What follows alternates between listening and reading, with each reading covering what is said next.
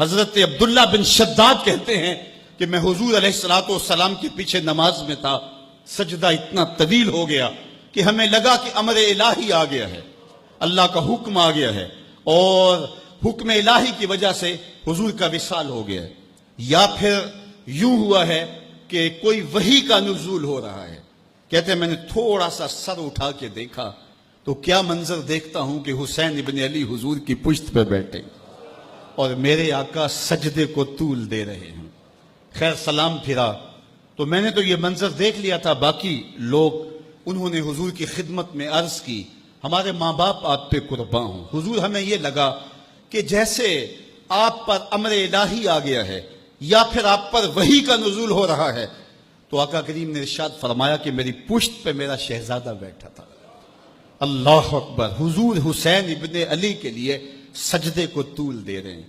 آج اگر سجدے کو طول دیا ہے تو کل ایک لمبا سجدہ پھر حسین نے بھی کیا اور اس سجدے کی لاج نبھائی۔ آپ جانتے ہیں جب حضرت امام حسین کا سر انور دست قاتل نے کاٹا تو اس وقت سر کہاں تھا؟ سجدے میں جھکا ہوا تھا۔ اللہ اکبر، سجدے میں سر انور تنے نور سے جدا کیا گیا۔ اللہ اکبر۔ حضرت نبی رحمت عرفات کے میدان میں کھڑے ہیں تو کسی نے آ کے کہا اے اللہ کے محبوب، فلاں شخص فلاں آدمی لبیک لبیک پکارتا ہوا حج کرنے آ رہا تھا، اونٹ سے گرا ہے، گردن کی ہڈی ٹوٹ گئی، موت واقع ہو گئی ہے، کیا حکم ہے؟ فرمایا اسے احرام میں ہی کفن دیا جائے، جنازہ پڑھو اور اس کی تدفین کر دو۔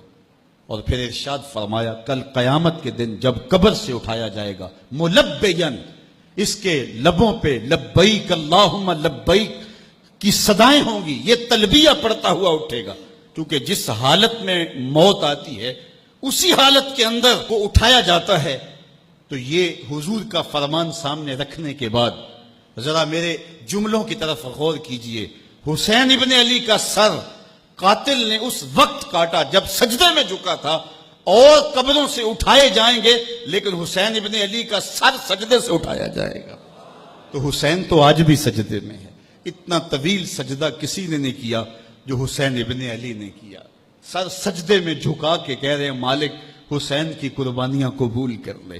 آپ کو وہ منظر بھی یاد ہوگا جب فرشتوں نے کہا تھا مالک حضرت انسان کو اپنا خلیفہ بنا رہے، تیری تسبیح تو ہم بولتے ہیں، سجدے تو ہم کرتے ہیں، قیام و رکوع تو ہم کرتے ہیں، اور یہ انسان تو دھینگا مشتی شر اور فساد کرے گا، تو حضرت انسان کو اپنا نائب بنا رہا ہے۔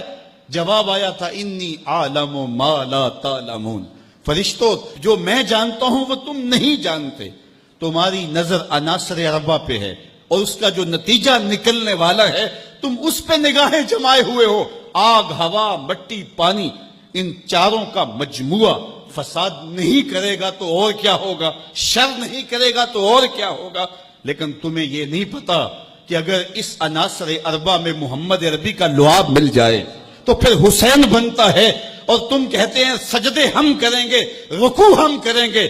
کربلا کے دن رب نے فرشتوں سے کہا ہوگا ذرا جھانک کر کے حسین کے سجدے کی باقی ادا کو تو دیکھو، اور لاؤ سارے سجدے اور حسین ابن علی کے سجدے کو دیکھو۔ سرخروئی کی وہ انوکھی اور البیلی داستان رقم کر کے دنیا والوں کو بتایا کہ سجدے کے یہ بھی انداز ہوتے ہیں، سجدے کا یہ بھی رنگ ہوتا ہے۔